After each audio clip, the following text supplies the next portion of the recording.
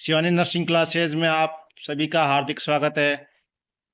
तो आपने पिछले वीडियो देखे होंगे जो कि 50 तक के क्वेश्चन जो डिटेल में अपन ने डिस्कस किए थे। अब अपन अगले 51 से लेकर 60 तक क्वेश्चन इस वीडियो में डिटेल में डिस्कस करेंगे। तो पहला क्वेश्चन ये है कि if a fetus has late deceleration a sign of fetal hypoxia the nurse should instruct the mother to lie or on her left side and then administer 8 to 10 liter of oxygen per minute by mask or cannula. The nurse should notify the physician the sideline position, remove pressure on the inferior vena cava. तो इसका क्या मतलब है कि अगर कोई foetus है उसको लेट डिसेलरेशन के अगर साइन दिखते हैं किसी फिटस में, तो उसकी मदर को क्या बोलना है कि लेफ्ट साइड में करवट लेके लेट जाए और मदर को 8 से 10 लीटर तक की पर मिनट के हिसाब से मास्क और कैनुला से नेजल कैनुला से ऑक्सीजन देना है और डॉक्टर को इन्फॉर्म करना है। तो साइडलाइन पोजीशन देने से क्या होगा, जो इंफीरियर वेना कैवा पे जो प्रेशर पड़ता है वो रिमूव हो जाएगा। समझ गए? वापस बता देता हूँ। अगर अगर किसी फीटस में लेट डिसेलरेशन साइन दिखे, ये साइन क्या होता है? Fetal hypoxia. हाइपोक्सिया मतलब ऑक्सीजन की कमी। अगर किसी फीटस में लेट डिसेलरेशन के साइन दिखे तो नर्स को ये बताना है उसकी मदर को कि आप लेफ्ट साइड में करवट लेकर लेट जाओ और उसके बाद तुरंत ही बाद ही मास्क से, ऑक्सीजन मास्क से या नेजल कैनुला से 8 से 10 लीटर पर मिनट के हिसाब से ऑक्सीजन स्टार्ट करनी है और डॉक्टर को इन्फॉर्म करना है। और तो साइड लाइन पोजिशन मतलब साइड लाइन मतलब लेफ्ट साइड में देनी है पोजीशन, ना कि राइट साइड में। जिससे क्या होगा कि इंफीरियर वेना केवा का जो प्रेशर है वो रिलीज हो जाएगा। अब अपन डिस्कस कर लेते हैं कि ये डिसेलरेशन होता क्या है। तो late deceleration is a gradual decrease in fetal heart rate that visible and happen after a uterine contraction. It is one of the three type of fetal heart rate deceleration that occur during labor. तो ये late deceleration मतलब क्या होता है कि foetus जो heart rate है वो डिक्रीज हो जाती है, धीरे धीरे डिक्रीज हो जाती है जब यूट्रेन का कॉन्ट्रेक्शन होता है तब।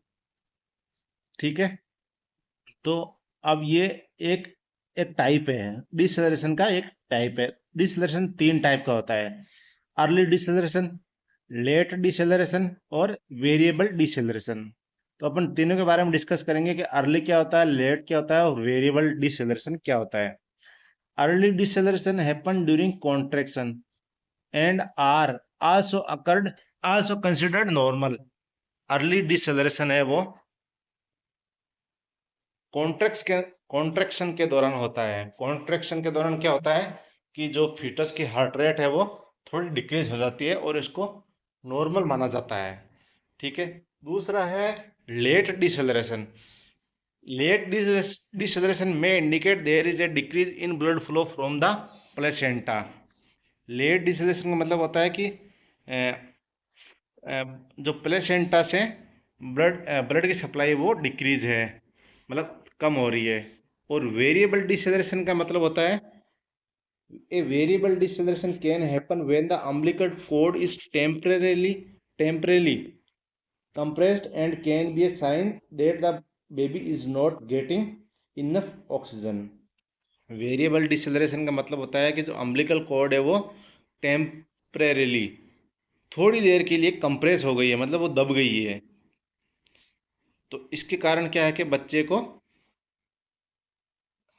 पर्याप्त मात्रा में ऑक्सीजन नहीं मिल पाती, इसको लेट डिसेलरेशन बोलते हैं। तो आपकी ये समझ में आ गया होगा कि ये फीटल जो लेट डिसेलरेशन है ये क्यों होता है, इसके लिए क्या करना चाहिए नर्स को, और ये डिसेलरेशन कितने तरह का होता है, कितने टाइप का होता है, अर्ली, लेट और वेरिएबल। ये इतने सारे क्वेश्चन कवर हो गए इस एक ही बिंदु में। तो अगला क्वेश्चन है oxytocin promote lactation and uterine contraction. Sorry, question नहीं है ये आप बुलेट से एक तरह के शॉर्ट नोट्स से। तो इसमें ये बता रखा है कि oxytocin promote lactation and uterine contraction.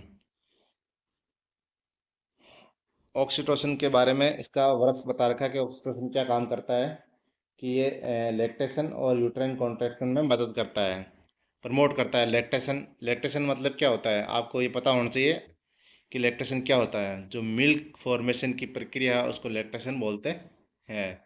तो आइए समझ लेते हैं कि लैक्टेशन जो होता है और जो कॉन्ट्रैक्शन होता है, उनमें मेनली किसका रोल होता है।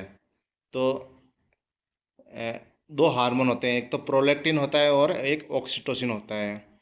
तो प्रोलैक्टिन क्या करता है, मिल्क सिंथेसिस को प्रमोट करता है, मतलब मिल्क के बनने की प्रक्रिया को प्रमोट करता है प्रोलैक्टिन हार्मोन। और जो ऑक्सीटोसिन हार्मोन है वो मिल्क इजेक्शन को स्टिमुलेट करता है। इजेक्शन का मतलब आपको पता होना चाहिए, एक तो सिंथेसिस होता है, इजेक्शन होता है। मतलब कि मिल्क बनना वो तो कहलाएगा सिंथेसिस, और वो प्रोलैक्टिन का ये काम प्रोलैक्टिन करता है। और फिर है मिल्क बाहर आना, ठीक है, ये काम करता है ऑक्सीटोसिन। तो ऑक्सीटोसिन क्या करता है, जो मेमोरी ग्लैंड से उनको कॉन्ट्रैक्ट करता है, जो जो मिल्क बना हुआ आता है वो बाहर आ जाता है। ठीक है। अगला बुलेट से कि lanugo cover the foetus body until about 20 weeks of gestation, then it's begin to disappear from face, trunk, arm and legs in that order. के जो ये आप फोटो देख सकते हो, इसमें जो बच्चे के बारीक बारीक जो महीन बाल है, हेयर है, इनको लेनुगा बोलेंगे। इसके लिए एक टर्म है लेनुगो। तो ये लेनुगो है जो मिड टर्म प्रेगनेंसी तक, मतलब 20 के गेस्टेशन तक बच्चे के उगे हुए रहते हैं। और फिर ये डिसअपियर हो जाते हैं 20 वीक के बाद, धीरे धीरे डिसअपियर होने लग जाते हैं। तो सबसे पहले फेस से डिसअपियर होंगे, फिर ट्रंक से डिसअपियर होंगे, फिर आर्म से होंगे, फिर लेग से होंगे। तो इस क्रम में ये डिसअपियर होते जाएंगे।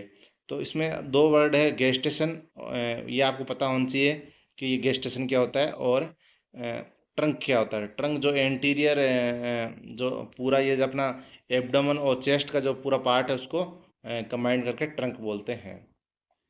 ठीक है। और गेस्टेशन है जो प्रेगनेंसी पीरियड को गेस्टेशन बोला जाता है। ठीक है। अगला टॉपिक है, अ, अगला पॉइंट है, in a neonate hypoglycaemia cause temperature instability, hypotonia, jitteriness and seizure. ठीक है। तो जो नियोनेट है उसमें हाइपोग्लाइसीमिया, हाइपोग्लाइसीमिया पता होना चाहिए कि हाइपोग्लाइसीमिया मतलब ब्लड शुगर का कम हो जाना। तो उसकी वजह से टेम्परेचर इनस्टेबिलिटी हो जाती है, और हाइपोटोनिया होता है, और जिटरीनेस होता है, और बच्चे को सीजर आने के चांसेस रहते हैं। और फिर है pre mature, post mature. Pre mature मतलब बच्चा पूरा मतलब टर्म से पहले ही बच्चा डिलीवर हो जाना। और पोस्ट मैच्योर मतलब जो नॉर्मल प्रेगनेंसी है उसका टाइम पीरियड रहता है 40 वीक, मतलब 40 वीक्स। उससे अगर कोई पहले अगर बच्चा पैदा होता है तो उसको प्री मेच्योर बोलेंगे, अगर बाद में पैदा होता था उसको पोस्ट मेच्योर बोलेंगे। और small for gestational age and large for gestational age. Small for gestational age का मतलब होता है कि मतलब बच्चे उम्र के हिसाब से साइज छोटी होना। और लार्ज फॉर गेस्टेशनल एज के मतलब उम्र के कंपेयर में साइज बड़ी होना। तो इसको आप ऐसे समझो जैसे कि 20 वीक का जो प्रेगनेंसी पीरियड है उसमें मान लो बच्चे का वजन 1 किलो हो जाना चाहिए, पर वो बच्चा 500 ग्राम का ही रहता है। तो ये इसको बोलेंगे स्मॉल फॉर गेस्टेशनल एज। और फिर दूसरा है लार्ज फॉर गेस्टेशनल एज। अगर बच्चा 20 वीक में मान लो 1 किलो का होना चाहिए, और वो अगर 1.5 किलो का हो रहा है, 1.5 kg का हो रहा है, तो उसको लार्ज फॉर गेस्टेशनल एज बोलेंगे। ये बच्चे होते हैं जो इस डिसऑर्डर के लिए बहुत ससेप्टेबल होते हैं। कौन कौन से बच्चे? Pre mature, post mature, small for gestational age and large for gestational age. ये जो है वो हाइपोग्लाइसीमिया के लिए बहुत ससेप्टेबल होते हैं। अगला पॉइंट है, neonate typically need to consume 50 to 55 calorie per pound of body weight daily.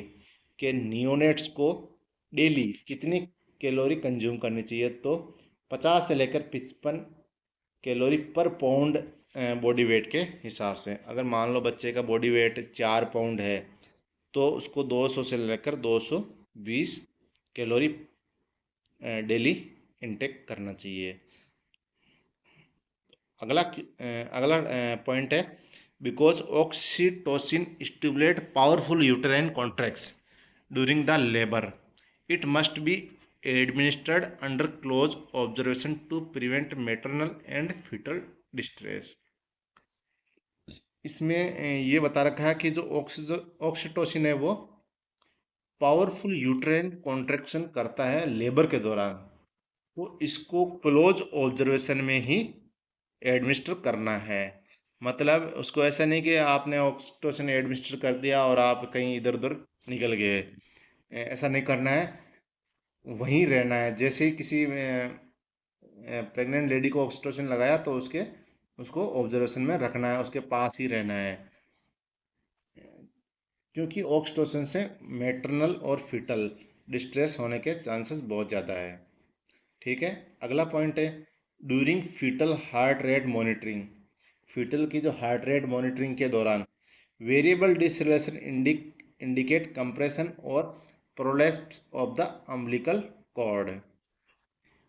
अभी आपने डिसलेशन थोड़ी देर पहले आपने डिस्कस किया था, तो यही क्वेश्चन वापस वापस वही पॉइंट आ गया है कि अगर आप फीटल हार्ट रेट की मॉनिटरिंग कर रहे हो तो अगर उसमें डिसेलरेशन का जो वेरिएबल टाइप है, 3 टाइप के डिसेलरेशन मैंने बताए थे, जो वेरिएबल डिसेलरेशन अगर होता है तो इसका ये मतलब है कि जो अम्बिलिकल कॉर्ड है वो या तो प्रोलप्स या तो बाहर आ गया है या कंप्रेस हो गया है। ठीक है। अगला पॉइंट है, cytomegalovirus is leading cause of congenital viral infection. Congenital viral infection के लिए जो सबसे मेन कारण है वो कौन सा वायरस है? Cytomegalo virus. ये आपको ध्यान में होना चाहिए। अब अपन कंजेनेटल और जेनेटिक के बारे में थोड़ा डिस्कस करेंगे कि कंजेनेटल और जेनेटिक क्या, दोनों में क्या डिफरेंस है, क्योंकि लोग बहुत कंफ्यूज रहते हैं इस बारे में कि कंजेनेटल और जेनेटिक, तो ये वर्ड बहुत ही कंफ्यूज वाले हैं। तो इसलिए और कई बार जेनेटिक की जगह लोग कंजेनेटल बोल देते हैं, कंजेनेटल की जगह जेनेटिक बोल देते हैं। तो अपन इसको आज डिटेल में मैं आपको बताऊंगा कि ये क्या होता है। तो कंजेनेटल क्या होता है? A hereditary disorder is certainly genetic, indeed it can be defined as a disease caused by genetic mutation that has been transferred from parent to offspring. Instead, congenital refer to a disease present from birth. तो congenital का मतलब हुआ कि कोई अगर disease बच्चे को जन्म से है या अंदर जब बच्चा बन रहा है उसी टाइम उसको अगर कोई डिजीज हो गई, मतलब यूट्रस के अंदर जब बच्चा बन रहा है उस समय अगर कोई डिजीज हो गई, या जब बच्चा जन्मता है उसी समय अगर वो डिजीज रहती है तो उसको कंजेनाइटल नाम देंगे। और जेनेटिक का मतलब अगर वो उसके पेरेंट्स को वो डिजीज है और वो बच्चे में आ गई तो उसको जेनेटिक बोलेंगे। बिल्कुल सिंपल है, कंजेनिटल और जेनेटिक का मतलब आपको पता होना चाहिए। अगला टॉपिक है कि tocolytic therapy is indicated in premature labour but contraindicated in foetal death, foetal distress और सीवियर हेमरेज। तो पहले तो ये बात है कि टोकोलाइटिक थेरेपी होती क्या है और उसको मतलब कब काम में लेते हैं और इसका कॉन्ट्रा इंडिकेटेड क्या है। तो इसमें सीधा सीधा ये लिख रखा है कि ये प्रीमेच्योर लेबर में दी जाती है टोकोलाइटिक थेरेपी। और कॉन्ट्रा इंडिकेटेड मतलब कब नहीं देना चाहिए इसको, तो फीटल जब फीटल की डेथ डेथ हो जाती है और फीटल डिस्ट्रेस में रहता है और सीवियर ब्लीडिंग हो रही है तो टोकोलाइटिक थेरेपी नहीं देनी है। अब देखें टोकोलाइटिक थेरेपी होती क्या है। Tocolytic drugs are medication that slow or stop uterine contraction during pregnancy to delay delivery. They are typically given to women in preterm labor to try to delay birth for 1 to 2 days. टोकोलाइटिक वो medication होती है जो uterine contraction को धीरे कर देती है या स्टॉप कर देती है। क्यों? क्योंकि डिलीवरी को डिले करने के लिए ये मेडिकेशन दी जाती है, जिससे डिलीवरी 1 या 2 दिन के लिए डिले हो जाती है। डिले क्यों करते हैं? या तो मान लो बच्चा जन्म समय से पहले पैदा हो रहा है, या किसी को 1-2 दिन कहीं हॉस्पिटल की सेटिंग करनी है। मान लो कहीं कोई दूर दराज इलाके में रहता है और उसके हॉस्पिटल मान लो बहुत दूर है, तो ये अगर ये मेडिकेशन दे दोगे तो वो वहाँ तक पहुँच जाएगा और ये लेबर डिले हो जाएगा। अगला पॉइंट है through ultrasonography the biophysical profile assess fetal wellbeing by measuring fetal breathing movement, gross body movement, fetal tone, reactive fetal heart rate, non stress test जिसको बोलते हैं, एंड क्वालिटेटिव एमनियोटिक फ्लूइड। तो ultrasonography मतलब USG में fetal की wellbeing देखी जाती है। तो उसमें वेलबींग में कौन कौन सी जो चीज़ें देखते हैं कि ब्रीथिंग मूवमेंट देखते हैं, बॉडी मूवमेंट देखते हैं, फीटल टोन देखते हैं, और हार्ट रेट है वो रिएक्टिव है कि नहीं है वो देखते हैं, और क्वालिटेटिव एमनियोटिक फ्लूइड, जो एमनियोटिक फ्लूइड है वो पर्याप्त मात्रा में है कि नहीं है, ये चीज़ें देखी जाती है। अब अपन नॉन स्ट्रेस टेस्ट के बारे में थोड़ा डिस्कस करेंगे कि ये टेस्ट होता क्या है। During the test, two sensors are placed on mother belly with belt around her waist to monitor the fetal heart rate and uterine contraction. The test is usually performed in the last trimester of pregnancy between weeks 29 to 40. जो ये non stress test है ये 29 से लेकर 40 week के बीच में किया जाता है। और इसमें क्या किया जाता है, जो मदर की कमर है उसके चारों ओर एक बेल्ट बांध दिया जाता है जिसमें 2 सेंसर लगे रहते हैं। और क्या मॉनिटर करते हैं, एक तो फीटल हार्ट रेट और यूट्राइन के कॉन्ट्रैक्शन मॉनिटर करते हैं। द टेस्ट, अब देखो टेस्ट का रिजल्ट क्या है, क्या आएगा। रिजल्ट के बारे में अपन डिस्कस कर लेते हैं कि रिएक्टिव स्ट्रेस टेस्ट या नॉन रिएक्टिव स्ट्रेस टेस्ट, तो कौन सा सही रहेगा। तो इसमें जो रिएक्टिव नॉन स्ट्रेस टेस्ट है वो सही माना जाता है नॉन रिएक्टिव टेस्ट रिजल्ट के बजाय। The test is considered reactive if the fetal heart rate increase by 15 beat per minute और मोर और एटलीस्ट 15 सेकेंड। अगर फीटस की हार्ट रेट है वो 15 सेकंड के लिए अगर 15 बीट से अगर ज़्यादा हो जाती है, 15 सेकंड के लिए 15 बीट से अगर ज़्यादा हो जाती है तो वो टेस्ट को रिएक्टिव माना जाएगा। ट्वाइस डूरिंग द टेस्ट, वो भी टेस्ट के दौरान 2 बार 15 सेकंड के लिए 15 से ज़्यादा बीट हार्ट रेट जो बढ़ जाती है उसको रिएक्टिव नॉन स्ट्रेस टेस्ट बोलते हैं। A reactive result indicates that the fetus is receiving adequate blood flow and oxygen. Reactive test का मतलब यह है कि फीटस को वो पर्याप्त मात्रा में ब्लड मिल रहा है और ऑक्सीजन मिल रही है। A non reactive result means that the fetus heart rate did not increase as much as expected, but it does not necessarily mean there is a problem. A non-reactive result could be due to fetus being asleep or other reasons such as sleep pattern or certain medication. A non-reactive result require additional testing to determine the cause. अगर किसी को non reactive test में result मिल जाता है तो इसका मतलब ये हुआ कि ये ज़रूरी नहीं कि वहाँ कोई प्रॉब्लम है। तो हो सकता है फीटल सो रहा है, मतलब जो बच्चा है वो फीटस सो रहा है, या कोई दूसरा कारण हो सकता है, मेडिकेशन भी इसका कारण हो सकता है। तो इसके लिए एक एडिशनली अतिरिक्त टेस्ट की ज़रूरत पड़ती है और डिटेल में देखने के लिए। ओके।